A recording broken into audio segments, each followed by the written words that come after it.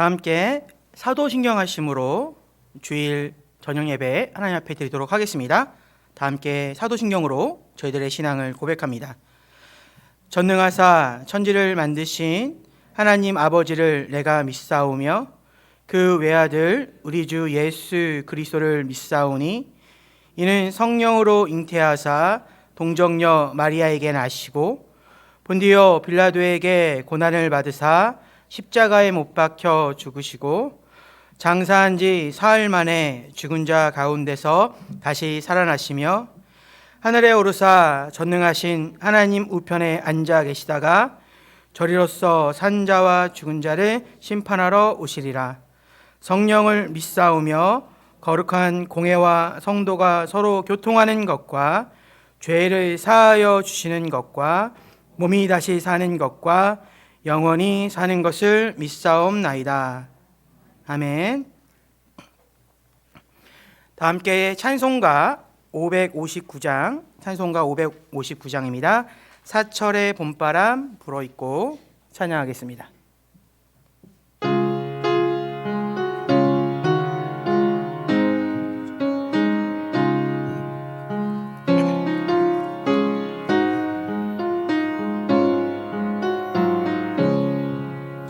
사철의 봄바람 불어있고 하나님 아버지 모셨으니 믿음의 반석도 든든하다. 우리 집 즐거운 동산이라. 고마워라 임마누엘 예수만 섬기는 우리 집. 고마워라 임마누엘 복되고 즐거운 하루하루. 어버이 우리를 보이시고 동기들 사랑에 묻혀있고 기쁨과 설움도 같이 하니 한간의 조가도 천국이라. 고마워라 임마누엘 예수만 섬기는 우리 집. 고마워라 임마누엘 복되고 즐거운 하루하루.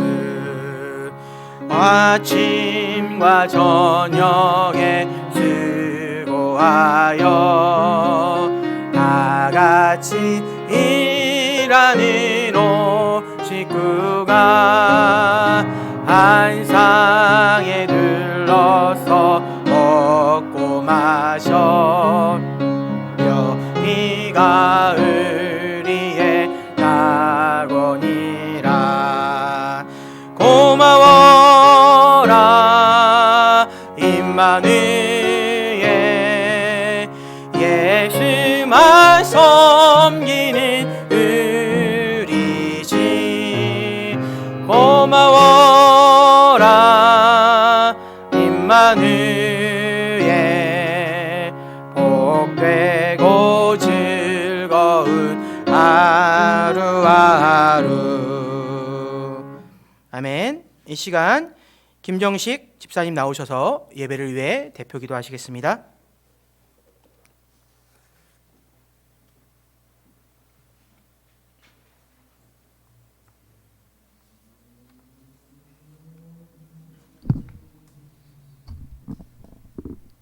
기도드리겠습니다.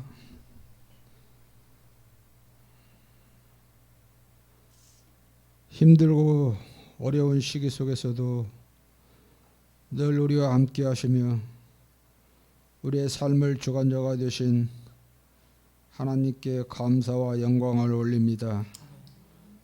종교의 전하 깨닫지 못하면 멸망하는 짐승과 같다고 하였는데 하나님 안 밖으로 어려운 이 시기에 참으로 우리의 지난 시간들을 뒤돌아보며 나태하고 느슨했던 우리의 믿음을 회개할 수 있는 회개의 은혜를 내려주셨기를 기도합니다.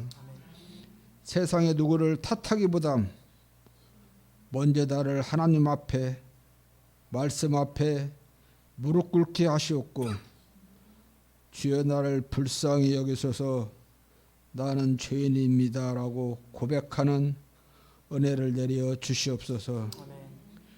코로나라는 작은 미생물에조차 무서워 떨면서 살아계신 하나님의 존재를 귀히 여기지 못한 죄, 아주 작은 미생물조차도 하나님의 섭리 아래 이루어진다는 것을 깨닫게 하여 주시옵고 진정 이 나라와 이 민족을 위하여 죽으면 죽으리라는 절실함으로 기도할 수 있도록 인도하여 주시옵소서.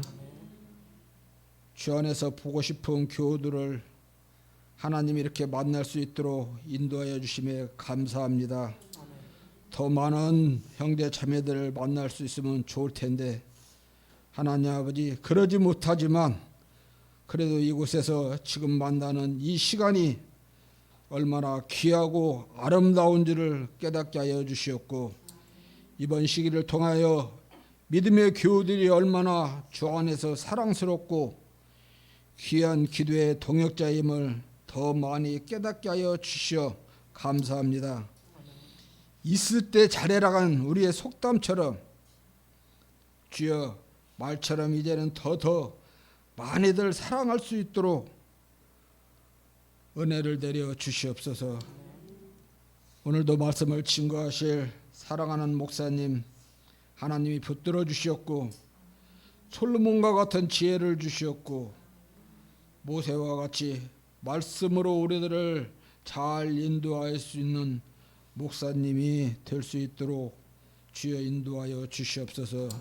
성령으로 충만하게 채워주시었고 은혜를 내려 주셔서 예배 드릴 때마다 또 청소년과 청년들을 가르칠 때마다 지혜와 지혜를 더 허락하여 주셔서 하나님 그 말씀 속에서 모든 이들이 하나님 아버지 자기를 뒤돌아보고 깨닫고 회개하는 놀라운 축복의 역사가 일어날 수 있도록 우리 주님 인도하여 주셨기를 간절히 바라옵고 원합나이다. 이곳에서 함께 예배드리지 못한 우리 교우들 하나님 이 예배가 끝나면 이제 하나님 아버지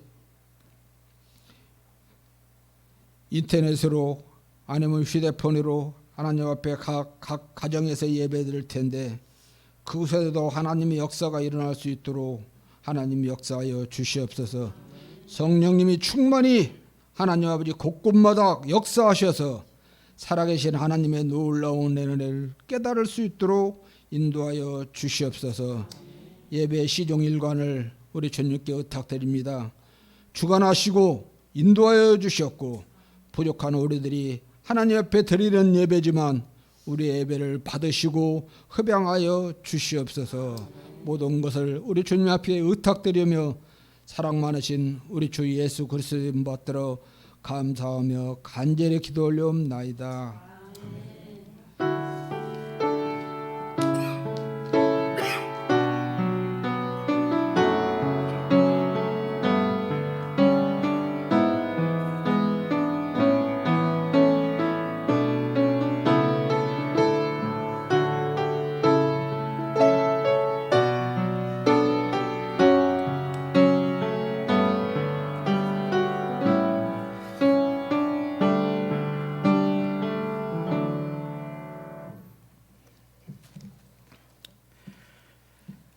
선하신 하나님의 은혜가 이 시간 믿음의 가족 모두에게 풍성히 임하기를 빌면서 말씀을 시작합니다.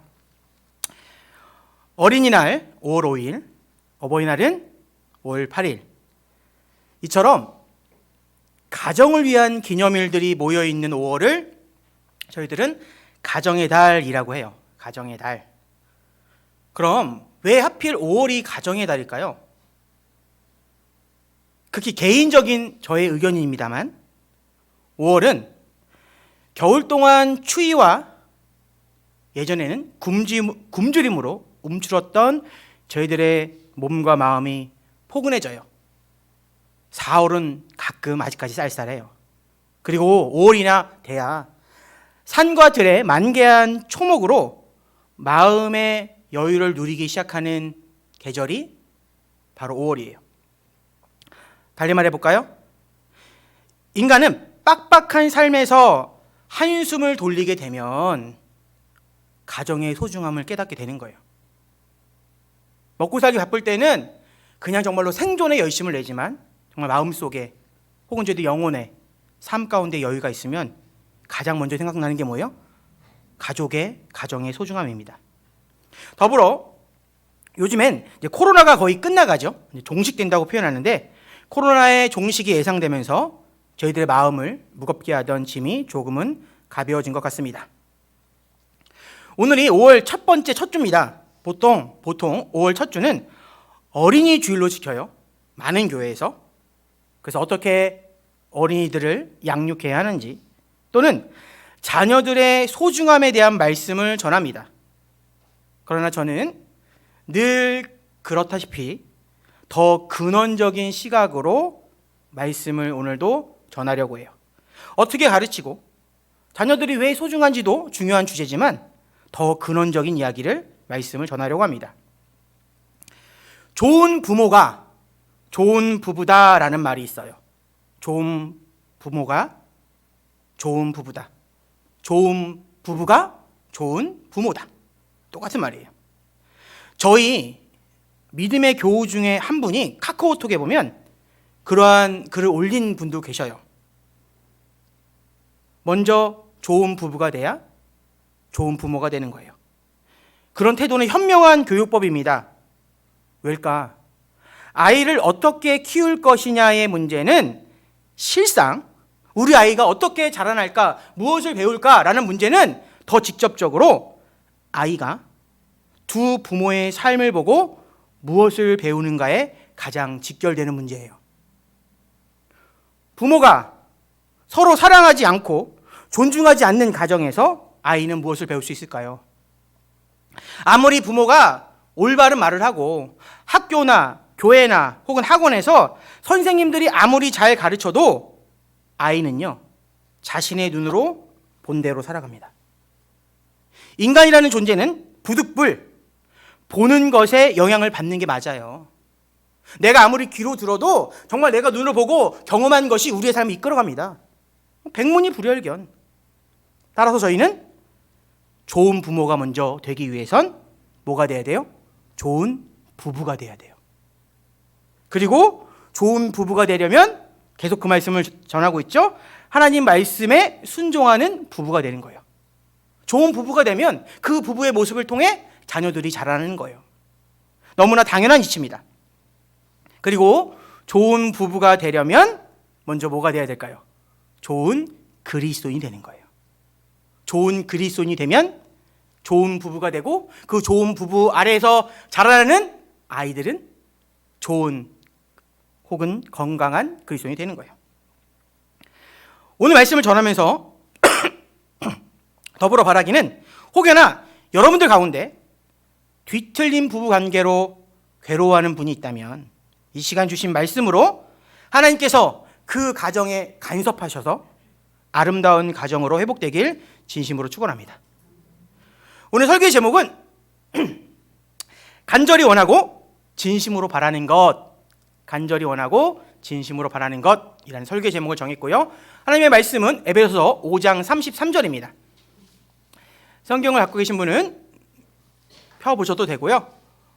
앞에 또 화면에 하나님 말씀이 나와 있습니다. 에베소서 5장 33절. 저희가 쓰는 개역 개정과 제가 오늘은 특별히 새 번역 말씀 이 두 곳을 준비했습니다. 그 이유는 말씀을 전하면서 설명을 드릴게요. 33절 제가 읽겠습니다. 그러나 너희도 각각 자기 아내 사랑하기를 자신같이 하고 아내도 자기 남편을 존경하라.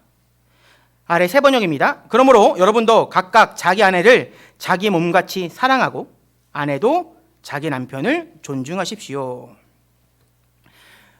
지난주 말씀을 기억하셔요? 지난주 저희는 전도서를 통해서 너희의 생명과 일상을 소중히 여겨라. 그리고 힘든 삶이지만 내 곁에 남편과 아내 혹은 가족으로 인해 즐거워하라 라는 말씀을 들었어요. 그렇게 지난주 말씀은 행복한 삶이 무엇인가에 대한 그 방향성에 대한 말씀이었고, 오늘 이 시간에는 그렇다면 그 행복과 그 기쁨을 어떻게 누릴 수 있는지 그 실제적인 방법, 즉 행함에 대한 설교입니다. 이렇게 표현해 볼까요? 지난주가 이론이었다면 이번 주는 실기편이에요. 지난주는 이렇게 하는 것이 하나님의 뜻입니다. 이번 주는 어떻게 해요? 그러면 이렇게 살아야 합니다. 사실 우리가, 특히 부부가, 이거는 꼭 부부만이 아니에요. 모든 인간관계 원리입니다. 혹은 부모와 자녀가, 혹은 친구 사이에, 믿음의 교육 간에 서로에게 기뻐하지 못하는 그 이유는 뭘까요? 내가 누군가를 만났는데 그 사람과 함께 있음에 기뻐하지 못하는 그 원인은 뭘까요? 내 마음 밑바닥에 감정의 앙금이 남아있기 때문이에요. 무슨 말일까? 이렇게 한번 생각해 볼게요. 좋은 감정을 가진 이에게는 심지어 그것이 내 잘못된 편견, 선입견이라고 할지라도 내 마음에 드는 사람에게는 그가 나에게 어떠한 서운한 말이나 행동을 해도 우리는 좋게 받아들여요. 하다못해 제가 우리 김정 집사님을 너무 좋아해. 근데 집사님이랑 저랑 밥을 먹다가 실수로 제가 방구를 꼈어요. 껴서 안 되는데 꼈단 말이야. 근데 집사님이 저를 좋아하고 저도 집사님을 좋아하면 분명히 흉볼 건데 그냥 웃으면서 넘길 수 있어요. 왜? 서로에 대한 마음이 그 바탕이 어때요? 선하니까, 좋아하니까. 그런데 반대로 한편으로 죄송합니다. 평소 껄끄러운 두 사람은 저랑 최 집사님이 되게 껄끄러운 사이예요. 저는 토실토실한데 너무 날씬해. 제가 별로 마음에 안 들어 하거든요. 껄끄러운 사람은 우리 최 집사님 저에게 아무리 귀한 선물을 줘도 평소에 그런 마음에 앙금 있는 사람은 그 선물을 받은데도 그 속내가 무엇인지 의심하고 불편해요. 왜 줬을까? 마지못해 그 선물을 받아요. 이 원리를 잘 기억하세요. 내가 남편과 아내 사이에 뭔가 그 응어리지고 삐뚤어진 감정은 이미 지난 세월 속에서 차곡차곡 쌓여온 서로 간의 오해와 서운함, 억울함과 분노가 그 마음 깊은 곳에 또아리를 틀고 있기 때문에 둘 사이에 불화가 있는 거예요. 기쁨이 없는 거예요. 상대방이 뭘 해도 짜증나는 거야. 뭐 이렇게 좀 안 좋은 일을 하면 그래도 짜증나고 좋은 일을 해도 짜증나는 거야. 왜? 내 마음 바닥에 뭐가 있어요? 그런 억울함, 미움, 그런 불화가 있기 때문에. 그래서 오늘 하나님의 말씀은, 본문은 우리에게 지난날 쌓아온 서로의 오해와 상처를 걷어내고 다시 한번 애틋한 관계로 회복하는 비결을 밝혀주는 말씀이에요. 죄송합니다. 다시 말해, 이제까지 왜 서로에게 상처를 주었는지 깨달으라고. 더 깊게는 겉으로는 그럭저럭 괜찮아 보이지만 실상 아내는 아내대로, 남편은 남편대로 마음의 벽을 쌓아가고 있는 그 부부 사이에 그 문제가 뭔지 핵심을 짚어주는 거예요. 사실 저도 말씀을 준비하면서 이제껏 아는 줄 알았어요. 근데 그냥 지나쳤던 새로운 부분을 깨달았습니다. 그렇게 저희 마음에 찾아오셨던 성령님께서 여러분의 가정에도 찾아가기를 기도합니다. 그럼 이제 말씀의 첫 걸음을 한번 떼어볼게요. 왜 부부 사이엔 다툼이 일어날까요? 정빈은 몰라요. 결혼 안 해봤기 때문에 그냥 해본 말입니다. 왜 부부 사이엔 다툼이 일어날까요? 여기서 제가 아내와 남편한테 물어보면 쌈나기 되게 쉬우니까 묻질 않을게요. 아내는 말해요. 뭐라고? 남편이 내 마음을 몰라준대. 남편한테 물어봐요. 남편은 뭐라고 대답해요? 아내랑은 말이 안 통한대. 이것은 서로에 대한 이해와 배려의 부족 때문일까요? 맞습니다. 하지만 그 이전에 더 밑바닥에 더 근본적인 문제가 뭔지를 깨달아야 돼요. 그 원인이 뭘까? 왜 서로 이해하지 못하고 말이 통하지 않을까? 예수의 말씀을 보겠습니다. 화면을 볼게요. 마태복음 19장 4절로 5절입니다. 우리 다 함께 한 목소리로 읽습니다. 4절입니다. 시작. 예수께서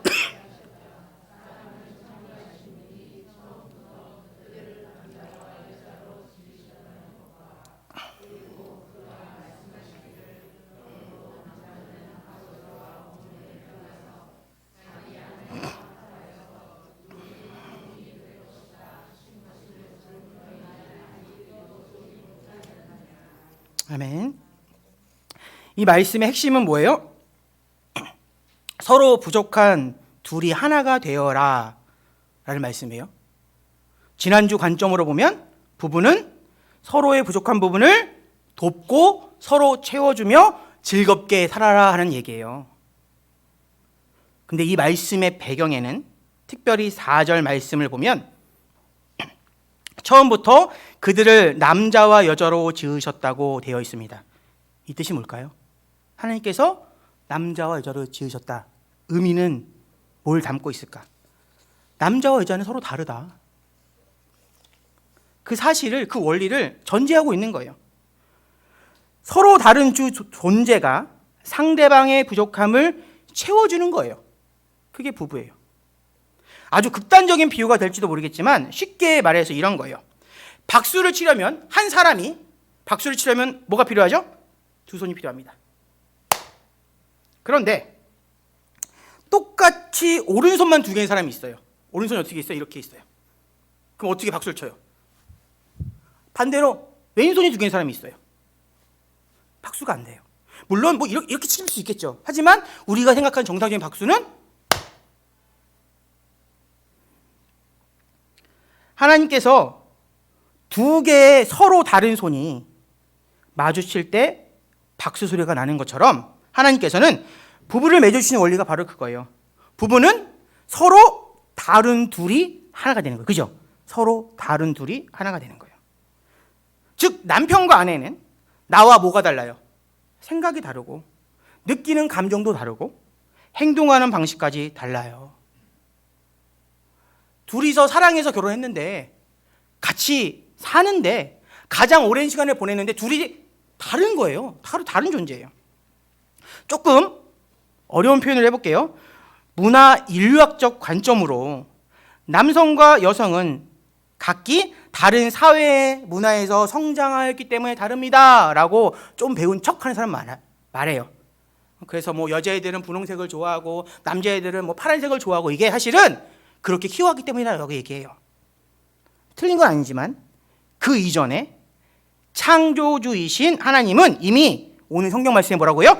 남자와 여자를 태초부터 DNA부터 그 세포부터 다르게 만드셨어요. 우리가 그 사실을 깨닫지 못하고 인지하지 못하니까 분명히 뜨거운 사랑으로 결혼했지만 실상 상대방의 말이나 감정이나 행동이 내 마음에 들지 않는 거예요. 당연한 거예요. 더 적나라하게 말해볼까요? 눈에 뭐가 씌어? 콩깍지가 씌었어. 이걸 좀 생물학적으로 말하면 인간의 정서, 감정을 다스리는 뇌의 어떤 부분에서 제가 찾아본 거예요. 도파민, 에닐, 에티라민, 옥시토신, 엔도르핀, 아는 건 하나밖에 없네 제가. 엔돌핀. 이것이 막 분비될 때에는 상대방이 뭘 해도 사랑스러워. 방구를 껴도 귀여워. 귀여워. 우리 섹시 너무너무 귀여워. 우리 남편이 방구 끼면 남자스러워. 이래요. 그런데 그렇게 이성이 마비되고 가슴 뛰는 감정은 우리 앞으로 결혼을 앞둔 청년들, 학생들 잘 들으세요. 1년 반에서 2년이면 다 사라집니다. 더 이상 뇌에서 그러한 흥분 물질이 나오지 않게 되면 그때부터 내 마음은 어떻게 해요? 굳어지는 거예요. 그걸 세상에서 뭐라고 해요? 사랑이 식어졌다고. 분명히 나와 달라서 좋았던 그 매력이 순식간에 그 어떠한 그 호르몬이 작용이 끝나면 순식간에 상대방의 결점으로 변해버립니다. 우리 남편은 말도 없고 듬직해도 좋아. 1년 반 뒤에 뭐라 그래요? 아우 답답해 미치겠네 이렇게 되는 거예요. 분명히 매력적이었는데 순간에 그냥 아주 그냥 왼수가 되는 거예요. 그러면 사랑은 그렇게 끝이 나게 되는 걸까? 현실을 보면 정말로 순간적인 감정에 도취되었다가 빠졌다가 헤어지는 부부가 있잖아요. 간혹 그런 거 신문 기사를 보잖아요. 사랑해서 결혼했어. 근데 신혼여행 갔다 오면서 어떻게? 바로 헤어지는 거예요. 바로 이혼해요. 뭐 때문에? 감정에 모든 것을 맡긴 감정이 사랑의 전부라고 생각했을 때. 그런데 반면 한편으론 백년해로라는 말이 있죠. 제가 한 2달 전에 말씀을 전했는데 무슨 뜻이에요? 세월이 지나감에 따라서 사랑이 더 돈독해지는 부부가 존재하는 것도 사실이에요. 마치 누구처럼 제가 누구를 이렇게 거론하면 거론받지 않으신 분이 상처 입을 테니까 그냥 저희 가정처럼 옛날에 많이 싸우는데 요즘 좀 덜 싸우거든요. 그냥 막 싸워서 헤어지는 가정이 있는 반면 5년이 지나고 10년이 지나고 14년이 지나니까 조금 덜 싸워. 자, 그러한 동화 같은 꿈 같은 결혼이 가능한 이유는 무엇일까? 오랫동안 좋은 관계를 유지하는 모든 부부는 그 비결이 있습니다. 모든 부부는 그 비결이 있어요. 그것은 인간의 생물학적인 본성을 넘어 평생 죽는 날까지 서로를 의지하고 위로하는 걸 가능하게 만드는 그 원리는 뭐냐? 상대방이 나와 다르다는 것을 아는 거예요. 이건 제가 무슨 심리학 얘기하는 것이 아니라 성경에 나와 있는 말씀이 그래요. 태초에 남자와 여자를 다르게 만드셨어요. 그걸 우리가 알면 상대방의 다름이 그렇게 눈꼴시럽지 않아요. 받아들일 수 있는 거예요. 왜? 원래 다른 거니까. 다름에도 불구하고 하나님께서 짝지어 주신 거니까. 내 아내는 나와 다르다. 내 남편은 나와 다르다. 우리는 그것을 뭐라고 말해요? 이해라고 말합니다. 때로는 배려라고 불러요. 그렇게 상대방을 품어주는 온전한 감정을 성경은 뭐라고 해요? 사랑이라고 합니다. 화면 볼까요? 잠언 10장 12절 시작. 미움은 다툼을 일으켜도 사랑은 모든 허물을 가리느니라. 아멘. 그래서 허물은 그 사람의 잘못된 것이라는 뜻도 있지만 다름이라는 뜻도 있는 거예요. 사랑은 상대방의 다름을 인정해 주는 것. 아, 그렇구나. 상대방의 허물을 덮어주는 것, 남편과 아내의 다름을 인정하는 것이 성경에서 말하는 뭐예요? 사랑이에요. 왜? 하나님께서 남자와 여자를 짝지어 주셨어. 근데 하나가 되게 했어. 그 뜻은 뭐야? 다르지만 서로 덮어주는 게 그게 사랑이에요. 하나님이 정하신 사랑은 그거예요. 감정적으로 막 뭔가 호르몬이 분비돼서 막 가슴 뛰고 설레고 하늘이 분홍색이 되고 막 뛰어다니는 거, 그거 살짝 제 말로 하면 살짝 미친 거예요. 호르몬 때문에. 근데 성경이 말하는 사랑은 그런 감정적인 사랑이 아니라 다른 것을 인정하는 것. 사랑은요, 감정이 전부가 아니라 사랑의 가장 큰 건 뭐예요? 의지입니다. 의지가 뭔지 아시죠? 내가 사랑하겠다. 내가 변치 않겠다는 의지예요. 가만히 한번 돌아보세요. 특히 남편과 아내들은 왜 둘이 그렇게 또 싸우나요? 싸움의 발단과 원인은 가만히 생각해 보세요. 바로 상대방이 나와 다름을 내가 인정하지 않는 거예요. 다시요. 내가 싸우는 이유는 꼭 부부 사이가 아닙니다. 자녀와 부모 사이도 마찬가지고 친구 사이도 마찬가지예요. 다툼의 이유는 너가 나와 다르다는 것을 인정하지 않는 거예요. 다르게 말해볼까요? 상대방의 자유를 존중하지 않는 거예요. 나는 불을 꺼야 잠을 잘 자. 근데 너는 불을 켜야 잠을 잘 자. 서로 인정해 줄 수 있잖아요. 사랑은 감정이 아니라 뭐예요? 이해하는 의지예요. 근데 그걸 인정하지 못하니까 싸우는 거예요. 잘 때는 불을 꺼야지. 아니, 난 무서우니까 불 좀 켜고 자라고. 내 고집대로 하다가 다툼이 일어나는 거예요. 제 얘기가 아닙니다. 성경에 분명히 있죠. 야고보서 4장 1절 같이 읽겠습니다. 시작. 무엇 때문에 여러분 가운데 싸움이나 분쟁이 일어납니까? 여러분의 지체들 안에서 싸우고 있는 육신의 욕심에서 생기는 것이 아닙니까? 이게 무슨 의미냐면 상대방을 내 마음대로 하고픈 그 욕심이 미움과 원망을 버티게 하는 진짜 이유예요. 내가 남편과 싸우고 아내와 싸우고 부모와 싸우고 내 자녀와 싸우는 이유 뭐예요? 내 맘대로 안 되니까. 나는 우리 아들을 우리 딸을 공부를 열심히 시켜서 만들고 싶어. 말을 안 들어. 싸우는 거예요. 남편은 오늘 저녁에 매운탕이 먹고 싶어. 아내는 오늘 저녁에 조금 담백한 미역국이 먹고 싶어. 상대방을 인정해 주지 않으니까 싸우는 거예요. 사랑하는 믿음의 가족 여러분, 화목한 부부가 되기 위해 더 크게는 모든 인간관계의 화목을 위해서 우리가 매 순간마다 되새겨야 할 것은 저 사람은 나와 다르다는 사실이에요. 저 사람 나와 다르다. 우리가 그것만 기억하면 내 속에 피어나는 상대방에 대한 비난과 원망을 그 싹부터 자를 수 있어요. 다르니까. 그게 이해고 그게 배려고 성경은 그게 사랑이라고 말하는 거예요.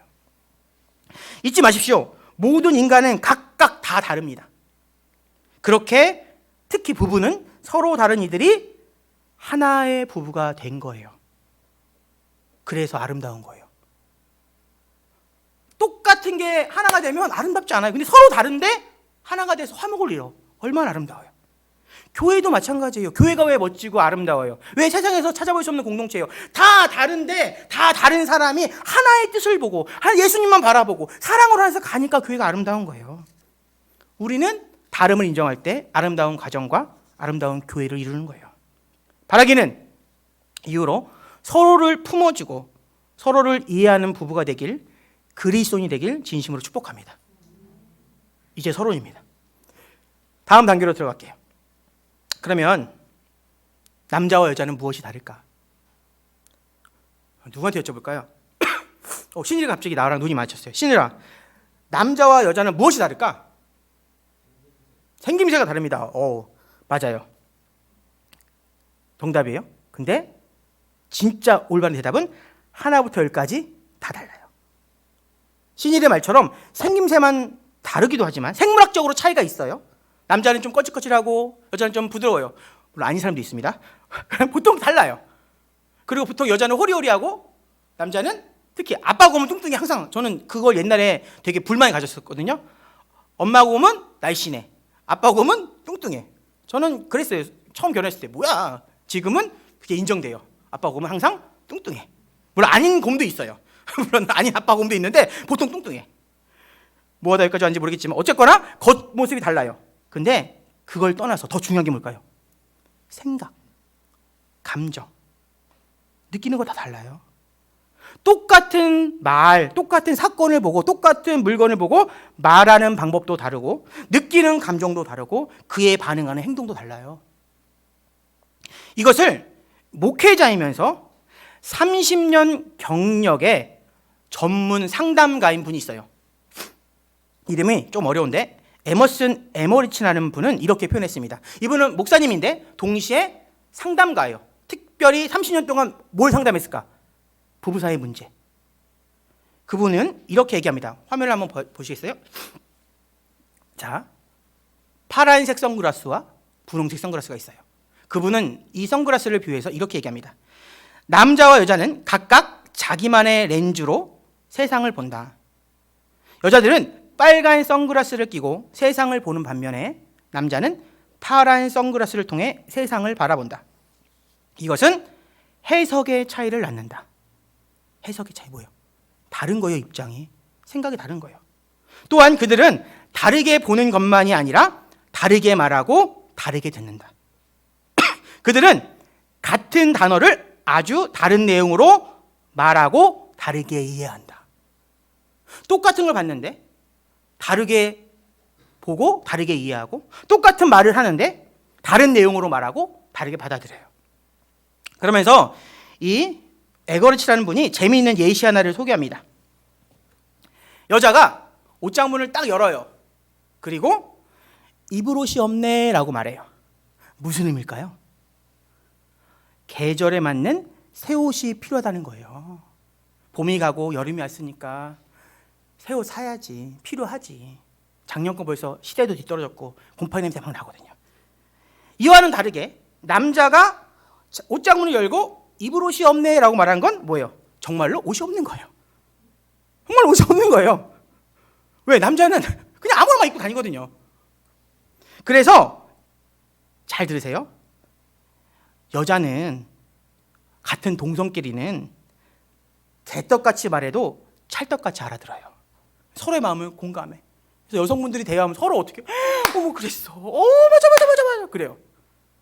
남자들도 마찬가지예요. 별 얘기 안 해. 그렇지? 응? 그리고 같이 있는 거예요. 근데 서로 다른 이성끼리는 남자와 여자 혹은 남편과 아내는 찰떡같이 말해도 개떡같이 알아들어요. 그래갖고 어떻게 뚜껑을 열게 하는 거야. 분명히 내가 잘 얘기해줬는데 남편은 딴소리해. 분명히 남자도 내가 알아듣게 설명해줬는데 아내가 딴소리해. 이거예요. 이거는 당연한 거예요. 이건 당연한 거예요.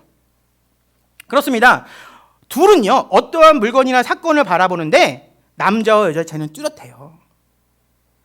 그런데 그 다른 두 존재가 한 가정 안에서 크고 작은 일들을 함께 해결하고 풀어가는데 당연히 서로 부딪히는 게 맞죠. 당연한 거예요. 아마 오늘 저녁 메뉴 반찬으로도 싸우실 수 있어요. 만약에 아내가 양보하지 않고 남편이 양보하지 않으면 싸움이 일어나는 거예요. 왜? 다르니까. 혹시나 그런 분이 계실 수 있어요. 목사님, 저희 가정은 뜻이 정말로 잘 맞아요 라고 자신 있게 말하는 분이 있다면 그분 옆에 계신 아내나 혹은 남편분이 그분을 잘 맞춰주는 거예요. 그 성도님은 그렇게 자랑하는 그 성도님은 그 배우자를 아주 훌륭한 분을 두신 거예요. 사실은 앞서 살펴본 대로 서로 판이하게 다른 남자와 여자가 한 가정 안에서 화목을 이룬다는 거 불가능한 일입니다. 개와 고양이가 마치 한 집에서 사는 것과 똑같은 거예요.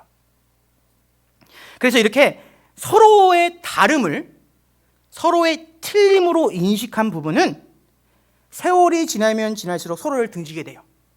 다른 거를 넌 틀렸어. 아니 너가 틀렸어라고 말하면 세월이 지날수록 서로를 멀어지게 되고요. 그래서 그 결과 결국엔 황혼이혼이라는 결과로 끝이 납니다. 일본만 그런 일이 생기는 게 아니에요.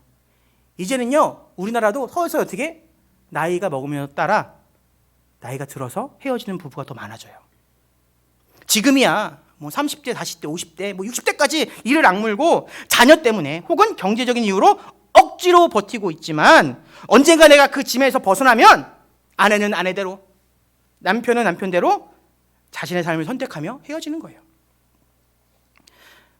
남편들이요 너무 일에만 집중하지 마세요. 내 아내의 마음을 돌이킬 수 없는 내 아내는 그런 길을 가고 있는지 몰라요. 어느새 아내들이요 너무 남편을 비난하지 마세요. 남편도 가족을 위해 힘겨운 삶을 살아가고 있습니다. 아이들은 자라면 고등학교 가면 그래도 좀 시간이 돼요. 그 아내는 그래도 조금 엄청 많이 힘들지만 끝이 보여요. 남편은 엄청 많이 힘들진 않지만 어떻게 해요? 그냥 죽을 때까지 가는 거예요. 직장이라는 일 때문에. 그게 다른 거예요. 틀린 게 아니라 다른 거예요. 그러면 이제 관역을 빗나간 두 화살처럼 점점 멀어져가는 두부 관계를 하나님의 말씀을 통해 회복하도록 오늘 말씀에 집중합니다. PPT 화면 보겠습니다. 제가 읽을게요. 그러나 너희도 각각 자기의 아내 사랑하기를 자신같이 하고 아내도 자기 남편을 존경하라. 세 번역은 그러므로 여러분도 각각 자기 아내를 자기 몸같이 사랑하고 아내도 자기 남편을 존중하십시오. 제가 동일한 구절을 두 가지 번역을 통해 오늘 갖고 온 이유가 있어요.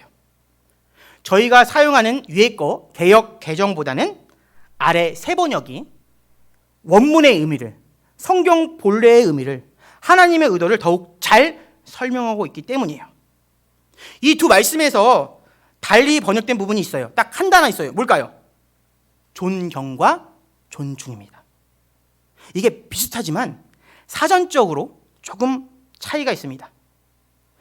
존경은 상대방의 인격, 그의 사상, 그의 행위 따위를 공경한다는 뜻이에요. 그러나 존중은 상대방의 존재 자체로 그를 소중하고 귀하게 여긴다는 의미가 더 강해요. 굳이 따진다면. 똑같은 단어를 쓰지만 이게 사전적 의미는 좀 달라요. 즉, 존경은 상대방의 능력을 인정하는 거고요. 존중은 상대방 그 자체를 귀하게 여기고 그 결과로 그 사람을 공경한다는 거예요. 쉬운 예로 이런 거예요. 우리 수지 선생님이 있는데 피아노를 너무 잘 쳐. 그럼 나는 그를 존경합니다. 그건 존경이에요. 실력이 뛰어나십니다. 근데 나는 수지 선생님을 존중해. 왜? 함께 오랜 동안 신앙생활을 했고 성실함을 보이고, 그러니까 어떻게 해요? 그 사람이 피아노를 치는 거, 피아노의 실력이 아니라 그냥 그 사람을 존중해 주는 거예요. 그래서 틀리면 어떻게 해요? 존중은 어떻게 해요? 틀리면 어떻게 해요? 비난하지 않아요. 그럴 수도 있지. 근데 존경은 어떻게 해요? 그 대단한 줄 알았는데 실수하네. 이 차이인 거예요. 따라서 존중이란 그 표현이 하나님께서 정하신 성경적인 부부 사이의 기본 정신을 더 잘 나타내요. 그래서 제가 오늘은 존중이라는 표현을 더 많이 쓸 거예요. 이 말씀의 내용을 정리하면 하나님께서는요, 남편은 아내를 사랑하고 아내는 남편을 존중하라고 우리에게 명령하셨어요. 명령문이에요. 뭐뭐 해주지 않을래? 보세요. 그러나 너희도 각각 자기의 아내 사랑하기를 자신과 같이 해주지 않을래? 아내도 자기 남편을 존경했으면 좋을걸? 이게 아니라 하라! 하나님의 명령입니다. 다른 말 해볼까요? 십계명이에요. 그런 강력한 어떻게 보여요? 강제성이 있는 거예요. 그리고 오늘 말씀을 잘 고민해 보세요. 실상 부부 사이에는 뭐가 필요하죠? 사랑이 필요하지만 현실을 깊게 생각해 보면 남자가 말하는 사랑, 여자가 말하는 사랑 달라요. 똑같은 단어지만 달라요. 아내는 남편의 사랑을 원하고 남편은 존중을 원합니다. 근데 여기서 아내가 원하는 사랑은 마음의 공감과 나에 대한 이해예요. 우리 아내분들은 알 거예요. 정말로 남편에게 원하는 게 뭐냐면 내 마음을 이해해주고 내 감정을 공감해주는 거예요. 남편은 뭘 원해요? 아내가 나를 그냥 존중해주길 원해요. 같아 보이지만 다른 거예요. 이것은요, 부부가 서로 간 마음을 진솔하게 터놓으면 그 차이를 분명히 알 수 있습니다. 사랑이 필요하죠. 다 필요하지만 그 미묘한 차이가 뭐예요? 아내가 간절히 원하는 것은, 오늘 설교 제목이에요. 아내가 간절히 원하는 것은 남편의 사랑. 근데 남편의 어떤 사랑? 아내를 향한 이해와 공감. 남편이 진심으로 바라는 건 뭐예요? 아내의 존중. 아내가 나와 함께 내 마음을 남편은 공감해주고 나를 이해해주는 거 그거 조금 없어도 돼요. 근데 어떻게? 날 존중해주면 그건 이해할 수 있어요. 아마 저는 사실 아내분들의 마음은 모르겠어요. 근데 남편의 마음분들은 공감할 수 있을 거예요. 조금 서운하게 해도 날 존중해주면 우린 그게 별 들어오지 않습니다. 남자는 그래요. 말씀드렸죠? 서로 달라요. 그렇지만 상대방에 대한 사랑과 존중이 실현되지 않기에 어디서? 가정에서. 가정은 뿌리채 흔들리고 삐그덕거리는 거예요. 왜? 서로에게 가장 필요하고 원하는 것을 서로에게 얻지 못하니까. 그러니까 미움이 싹 트는 거예요. 본문의 내용을 이제 차분히 묵상해 볼까요? 오늘 하나님의 말씀은 남편들아, 너의 아내가, 이 말씀을 잘 보세요. 남편들아, 내 아내가 남편을 존중하라는 하나님의 뜻을 따르지 않아도 먼저 아내를 사랑하라라는 뜻이에요. 조건 없이? 조건이 없어요. 그냥 먼저 아내를 사랑하라는 뜻이고요. 아내들아, 남편이 아내를 사랑하지 않아도, 하나님의 명령에 순종하지 않아도 너희는 먼저 남편을 존중하라, 그 내용이에요. 명령문이 뭐예요? 조건이 없는 거예요. 걷다 제가 좀 더 풀이하는 거예요. 꼭 내가 뭔가 받아야 주는 건 사랑이 아니고 뭐라고 그랬지 제가? 거래라고 했습니다. 그건 거래예요. 하나님의 계획은 남편에게 말하는 거예요. 자신을 존중하지 않는 아내도 사랑하라고. 아내가 날 존중하지 않아. 그런데 어떻게? 사랑하라고. 왜? 자신같이. 난 항상 날 소중하게 여기잖아요. 내 자신을 보고 난 내 자신을 미워하고 원망하고 그러지 않아요. 항상 내 자신을 당연하게 사랑하잖아요. 그렇게 사랑하라고. 조건이 없는 거예요. 아내에게 하나님은 자신을 사랑하지 않는 남편을 존중하라고. 그래서 서로 다른 둘을 맺어주신 거예요. 따라서 아내는요, 남편이 날 사랑하지 않아. 그러니까 아내를 사랑하지 않는 남편이 있어요. 아내를 사랑하지 않아. 그 남편은 아내가 나를 존중해주면 저도 아내를 사랑할게요 라는 말은 정당하지 못합니다. 반대로 남편을 존중하지 않는 아내가 이런 핑계를 대죠. 남편이 나를 먼저 아껴주고 사랑해주면 내가 존중할게요 라는 주장도 타당한 게 아니에요. 왜? 하나님께서는 이미 저에게 조건 없는 사랑이 뭔지를 보여주셨고, 아내와 남편을 부부로 맺으시면서 너희가 나의 모습을 닮으라고 명령하셨기 때문에, 내가 먼저 모범을 보이고 내가 그렇게 했으니까 날 따라라, 그 얘기예요. 그리고 무엇보다 그 가르침을 우리가 억울하게 느껴서는 안 될 게, 그런 하나님의 말씀이 하나님의 행복을 위한 걸까요? 하나님 보시기에 두 부부가 있는데 서로 막 존중하고 사랑하면 하나님도 기쁘시겠죠. 근데 정말 그게 1차적으로 하나님을 위한 거예요? 아니에요. 그 가정을 위한 거예요. 그 가족을 위한 거예요. 나를 위한 얘기에 우리는 근데 하나님 말씀 못 듣겠습니다. 우리 어리석은 거죠. 저희는 이제까지 왜 부부 사이가 행복하지 못한지, 왜 서로에게 사랑과 존경이 어려운지를 깨달았어요. 보세요. 남편은 자신이 존중받지 못한다고 여겨질 때 남편은요, 아내를 사랑하지 않습니다. 사랑하지만 표현이 거칠어요. 나를 존중하지 않는데 내가 꼭 살갑게 얘기할 줄 있겠어? 아내는요, 자신이 사랑받고 있지 못한다고 생각될 때 남편을 존중하기가 되게 힘들어져요. 무거운 짐이에요. 딸이 사랑을 아껴주지 않는데 내가 뭘 잘해주겠어? 이 얘기예요. 이처럼 부부 사이의 존중과 사랑에는 아주 강하고 긴밀한 연결고리가 있습니다. 더불어 우리는 체험적으로도 알잖아요. 우리 남편들 생각해 보세요. 내가 존중받지 않고 있다고 느끼면 본능적으로 아내에게 무심합니다. 사랑 없는 태도로 반응해요. 사랑하지만 사랑하지 않는 척해요. 왜? 자존심이 상했거든. 내가 존중받지 못했거든. 반면에 아내도 자신이 사랑받지 못한다고 여겨질 때 본능적으로 남편을 존중하지 않는 태도를 취하죠. 사랑해주지 않는데 내가 뭘 밥을 차려주겠어? 아니 내가 옷을 깨끗이 해주겠어? 날 사랑하지 않는 사람한테 내가 뭘 해주겠어? 그래서 하나님께서는 오늘 본문 말씀이 뭐예요? 조건 없이 남편에게는 뭘 말하는 거야? 사랑! 아내에게는 뭘? 존중을 요구하는 거예요. 우리 학생과 청년들 혹은 이제 결혼을 앞둔 계획 중에 있는 분들은 잘 생각해야 돼요. 내 아내와 남편에게 가장 원하는 것이 무엇일까? 저 여자가 나에게 원하는 것이 무엇일까? 이것은 꼭 부부 사이만 아니라 인간관계도 똑같습니다. 내가 존중해 줄 사람, 내가 사랑해 줄 사람, 그걸 놓치면 우리는 그 관계는 깨어지게 되어 있어요. 그런데 대부분의 부부가 하나님께서 정하신 이 사랑과 존중의 관계를 무시하고 인간적인 노력만 하죠. 나름대로 희생하고 배려해. 근데 희생과 배려에 뭐가 껴요? 계산이 끼고 거기에 뭔가 바라는 게 끼면, 그래서 진정한 가정의 화목과 기쁨이 없는 거예요. 왜? 하나님이 세우신 그 법칙을 벗어나고 내가 다른 법칙으로 하려고 하니까 그게 회복되지 않는 거예요. 앞서 말했듯이 정작 아내와 남편은 서로 가장 원하는 것을 채워줘야 합니다. 그것이 바로, 근데 만약에 그렇게 안 되면 아내는 남편을 존중하지 않고 남편은 아내를 사랑하지 않으면 서로 미워하고 원망하죠. 그게 바로 부부관계의 악순환입니다. 제가 이해를 돕기 위해서 한번 그림으로 한번 표현해봤어요. 돌고 도는 거예요. 자, 그가 사랑하지 않으면, 남편이 아내를 사랑하지 않으면 그녀는 어때요? 존중하지 않습니다. 남편은. 아내가 존중하지 않으면 남편은 사랑하지 않습니다. 남편이 사랑하지 않으니까 또 다시 돌아가는 거예요. 존중하지 않으니까 사랑하지 않고.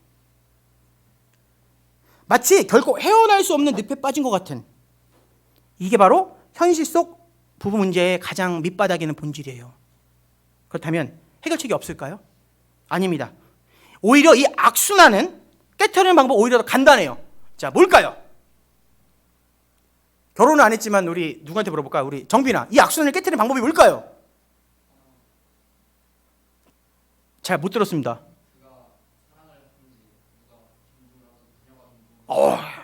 잘 컸어요. 제가 원래 다 말려준 거 아니에요? 맞아요. 남편이 먼저 사랑하거나 둘 중에 하나만 그 룰을 깨면 되는 거예요. 아내가 먼저 존중하면 악순환은 끝나는 거예요. 그런데 문제는 뭐예요? 누가 먼저 손을 내미느냐. 그게 관건이면서 실천하기 어렵잖아요. 누가 먼저 손 내미느냐? 내가 먼저 내밀면 돼. 찬양도 있잖아요. 오늘 설교 뭔가 대단한 설교 아닙니다. 찬양이 있는 거예요. 내가 먼저 그 내용을 제가 길게 말씀드리는 거예요. 설교의 결론입니다. 그러면 이런 악순환을 어떻게 끊어낼 수 있을까? 어떻게 내가 먼저 손을 내밀 수 있을까? 여러 가지 방법이 있겠지만 하나님께 저에게 주신 깨달음은 이거예요. 하나님께서 맺어주신 내 남편과 아내의 그 속마음을 내가 알도록 애써야 되는 거예요. 이 사람이 어떤 마음을 가지고, 내 아내가 내 남편이 어떤 마음을 가지고 살아가는가, 나에게 대하는가. 제 말은 10길 물속은 알아도 한 길 사람 속을 모른다라는 말도 있는 것처럼 정말로 불가능한 사람의 마음을 읽으라는 게 아니에요. 딱 아내를 보고 남편을 보고 무슨 생각하는 거지? 저 눈빛은 뭐지? 그걸 말하는 게 아니에요. 제가 이렇게 바꿔서 표현해 볼게요.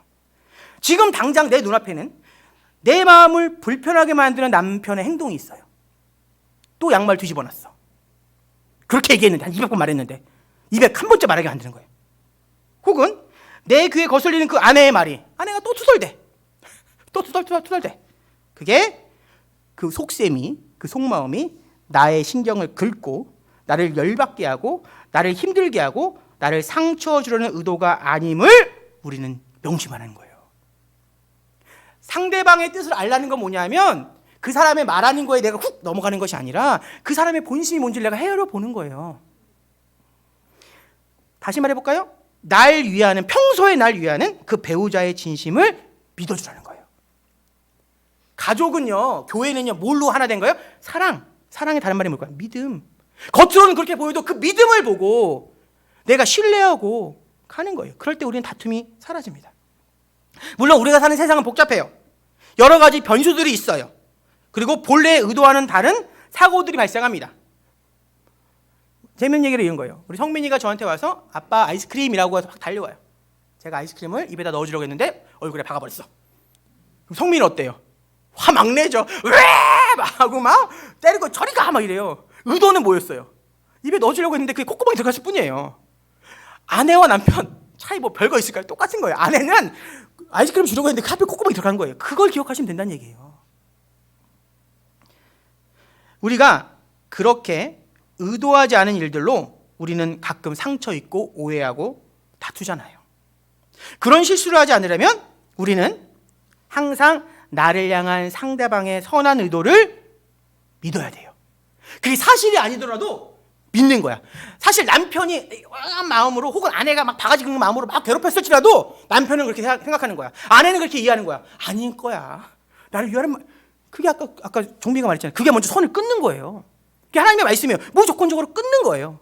그 얘기를 드리는 거예요. 하나님의 말씀을. 그러면 이런 것을 어떻게 적용할 수 있는지 두 가지 예만 들어볼게요. 어떤 남편이 있습니다. 결혼 기념일날 꽃집에 들렀어요. 꽃집에 들러서 딱 들어가서, 남자들은 알죠? 그냥 깊게 생각하지 않습니다. 저도 깊게 생각하지 않아요. 설교할 때 외에는 깊게 생각하지 않습니다. 딱 가서 가장 내 눈에 드는 화사한 꽃을, 노란색 한 다발 꽃을 사서 아내에게 줬어. 그런데 꽃에 평소에 관심이 많던 아내는 남편이 사온 그 노란색 꽃 한 다발, 그 꽃이 하필 금잔디야.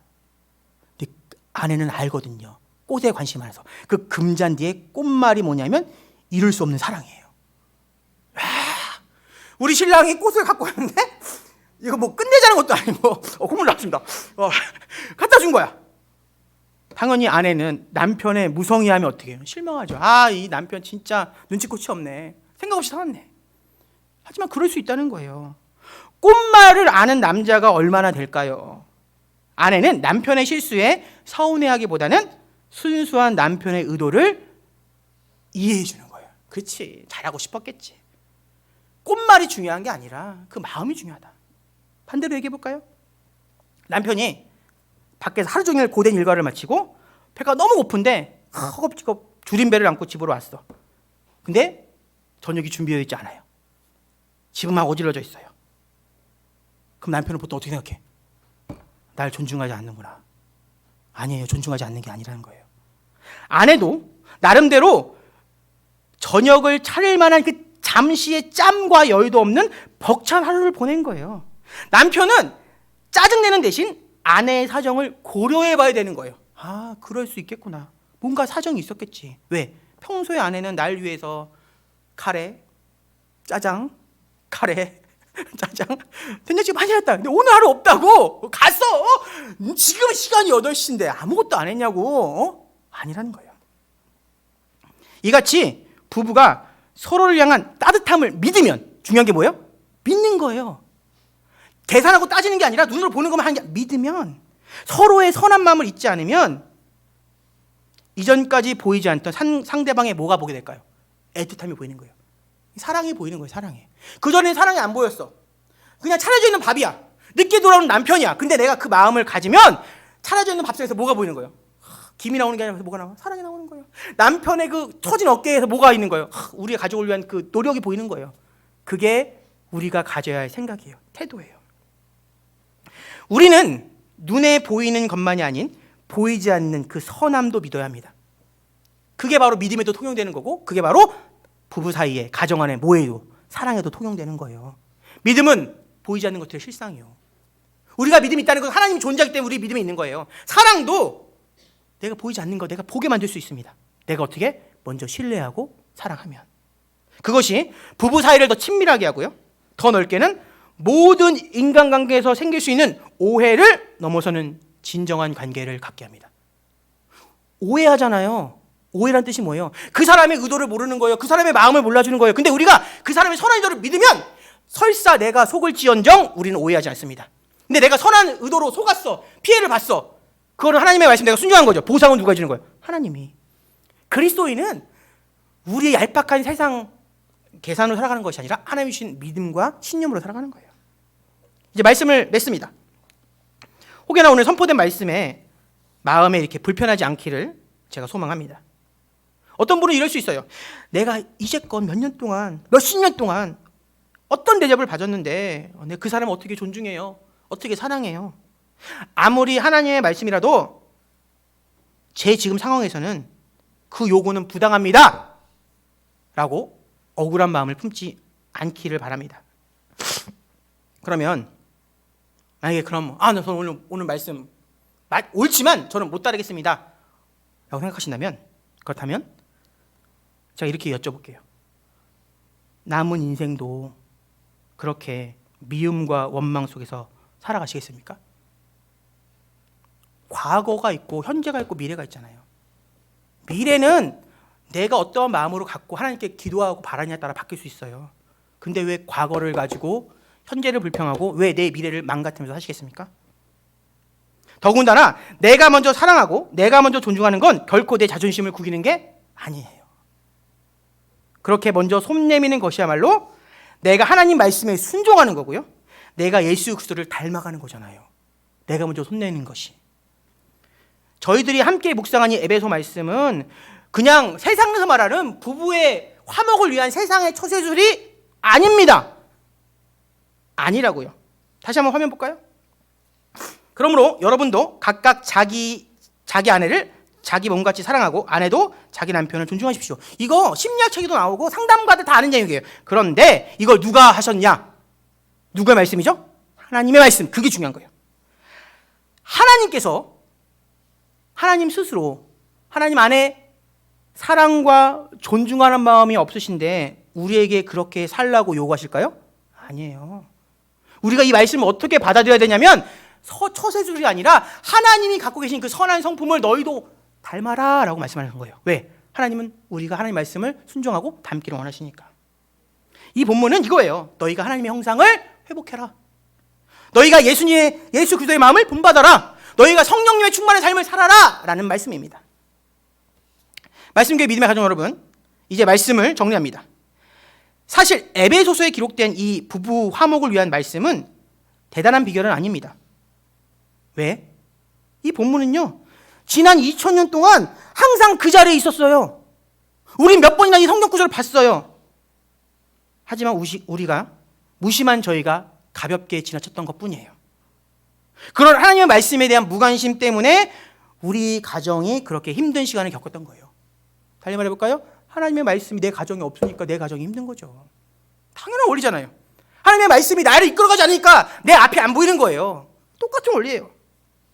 그래서 하나님께서는, 선하신 하나님께서는 이 자리에 있는 믿음의 가족분들, 이미 화목한 가정은 더 화목하라고, 혹여나 불화한 가정은 아름답게 회복하라고 이 말씀을 주셨습니다. 오늘 설교 3가지로 요약합니다. 첫째, 남자와 여자는 서로 다름을 인정하라. 꼭 남자 여자만이 아니죠. 나와 너는 서로 다름을 인정하는 거예요. 둘째, 남편은 아내를 사랑하고 아내는 남편을 존중하라. 부부 사이? 아니요. 서로에게 하는 얘기예요. 또한. 셋째, 과거 상대방이 어땠든지 내가 먼저 사랑과 존중으로 조건 없이 실천하라. 그러면 아까 그 악순환 있죠. 깨지지 않을 것 같은데 견고했던 그 악순환이 깨집니다. 뭐를 통해서? 나의 먼저 손내민과 내 순종을 통해서 깨지는 거예요. 바라기는 이 세 가지 하나님의 명령을 기억하고 순종함으로 부부들은 무너진 관계를 회복하고 모든 인간관계 안에 하나님이 계획하신 그러한 풍성함이 가득하길 축복합니다. 잊지 마십시오. 아내가 간절히 원하는 것은 사랑이에요. 뭐라고요? 남편분들 받아 쓰셔야 돼요. 제가 카톡으로 보내드릴게요. 14년 만에 깨달은 진리예요. 이거. 가장 원하는 게 뭐예요? 남편의 이해와 공감이에요. 공감. 그게 사랑이에요. 아내가 원하는 사랑은 사랑이 막연하잖아요. 공감해주고 이해해주는 거. 반면에 남편이 원하는 진심으로 바라는 것은 뭐예요? 남편이 원하는 사랑은 뭐예요? 존중입니다. 성경에서 이렇게 얘기합니다. 이 사실을 마음에 새기십시오. 그리고 이 원리를 실천함으로 이곳에 있는 모든 일들이 아름다운 가정과 아름다운 관계를 이루기를 진심으로 축복합니다. 이 시간 피아노 반주 잠깐 해주시고요. 합심하에 잠깐 기도하기 바랍니다. 방금 들은 말씀처럼 조건 따지지 말고 남편은 아내를 사랑하고 아내는 남편을 존중할 수 있도록, 학생과 청년 믿음의 가족분들은 내 주변 사람들을 배려할 수 있도록 하나님께서 저희의 마음을 인도하고 이끌어달라고 잠깐 기도하도록 하겠습니다. 기도합니다. 사랑하는 하나님 감사를 드립니다. 오늘도 주신 귀한 은혜의 말씀이 저희들의 삶을 바꾸게 하여 주신 너무나 감사를 드립니다. 내가 사랑하지 못하고 내가 존중하지 못하고 여전히 내 고집과 내 욕심과 내 이기심으로 살아갈 때 얼마나 많이 있었습니까? 모두들 행복한 삶을 원하지만 모두는 행복한 삶을 누릴 수 없는 그런 어리석은 이유가 바로 나에게 있음을 깨닫습니다. 하나님, 이 시간에 이 말씀교회 귀한 믿음의 가족들 서로를 위해 사랑하며 존중하며 이해하며 공감하며 그렇게 살아갈 수 있도록 주여 도와주셔서 하나님의 말씀이 굳어졌던 저희들의 생각을 바꾸고 저희들의 마음을 뒤집어 엎는 그런 놀라운 지혜의 역사가 일어날 수 있도록 도와주시고 하나님께서 귀한 은혜의 자리에 불러주셨사오니 오늘도 주님의 은혜를 이 땅에 전하며 끝내게 살아갈 수 있도록 주여 도와주셔서 허락하신 말씀에 힘입어 기도하겠습니다. 하나님, 저희들 모두는 행복한 삶과 화목한 가정을 원합니다. 그러나 살아가다 보니 그런 저희들의 작은 소망마저 점점 멀어져만 갑니다. 남편의 어깨는 더욱 무겁고 아내의 마음은 더욱더 썩어만 갑니다. 그 원인은 사랑하지 못하고 존중하지 못하는 내 이기적인 마음인 것을 말씀을 통해 깨닫습니다. 하나님, 바라기는 하나님께서 저에게 주신 그 말씀을 통해 이제는 내 마음과 가정이 회복되기 원합니다. 물론 때로는 내가 아무리 노력해도 상대방은 쉽게 변하지 않을 것입니다. 그러나 그렇다고 낙심하지 말고 신실한 하나님의 약속을 의지하여 내 결심이 흔들리지 않도록 저희를 붙잡아 주옵소서. 저희를 선한 삶으로 이끄실 하나님을 신뢰하며 예수님의 이름으로 기도드립니다. 아멘. 우리 찬양, 기대라는 찬양이 있습니다. 하나님 앞에 찬양 드리도록 하겠습니다.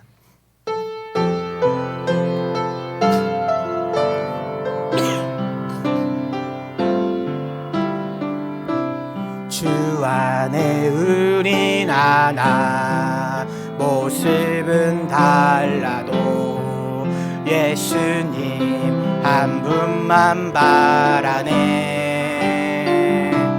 사랑과 선행으로 서로를 격려해 따스함으로 보듬어가리. 주님 우리 안에 함께 하시니 형제자매의 기쁨과 슬픔 느끼네.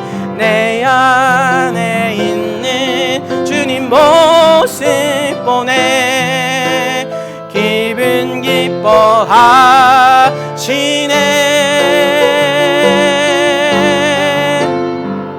주님 우리를 통해 주님 우리를 통해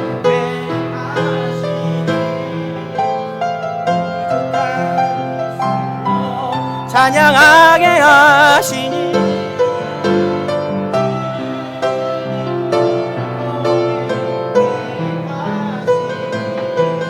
너를 통해 하실 일기. 다시 한번 후렴분만 다시 합니다.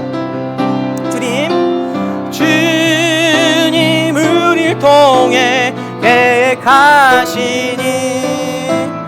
부족한 입술로 찬양하게 하시니 주님 우리를 통해 계획하시니 너를 통해 하실 일 기대. 아멘. 우리 방금 찬양을 통해서 우리 신일이가 가장 은혜 받았을 것 같아요. 신일이를 몇 번이나 외쳤는지 제가 순간에 주어진 예물 위해서 먼저 기도하기 전에 제가 당황했습니다. 교회 소식 먼저 전해드립니다. 다음 주부터 이제 수요예배가 회복되었는데요. 수요예배는 기존엔 7시였잖아요. 6시에 드립니다. 6시에 드리고 너무 멀어서 못 오시거나 아직 코로나가 끝난 건 아니기 때문에 가정에서 예배 드리신 분은 8시에, 그러니까 교회에서는 6시에 예배를 드리고 그 6시에 드린 예배가 8시에 음성으로 혹은 이렇게 핸드폰으로 전송되면 그때 가정 예배를 드리시면 되고요. 금요 심야 예배는 9시에 드려집니다. 9시에 이 현장에서 드려지고 제가 한 오후에 미리 말씀을 또 녹음해서 미리 보내드릴 거예요. 그러면 집에 계신 분들도 9시에, 교회에 가까우신 분들은 예배당에 오셔서 9시 예배를 드리시면 됩니다. 우리 옆에 계신 분들에게 사랑합니다, 우리 존중합니다 이렇게 한번 눈빛으로 사랑합니다, 존중합니다. 네.